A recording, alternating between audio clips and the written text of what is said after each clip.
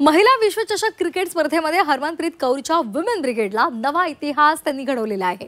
Team इंडियानं दक्षिण आफ्रिकेला नमवलेलं आहे। पहिल्यांदाच महिला वनडे विश्वचषकावर नाव कोरलेलं आहे। याआधी 2 वेळा फायनलमध्ये भारतीय महिलांच्या हातातोंडाशी आलेला घास हिरावला गेला होता।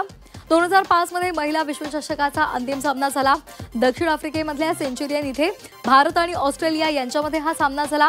यावेळी मिताली राज कर्णधार होती, मात्र त्यावेळेला ऑस्ट्रेलियाला मात देण्यामध्ये भारतीय संघ कमी पडला आणि 98 धावांनी आपला पराभव झाला होता। त्यानंतर तब्बल 12 वर्षांनंतर भारतीय महिला संघ विश्वचषक क्रिकेट स्पर्धेच्या अंतिम फेरीत पोहोचला।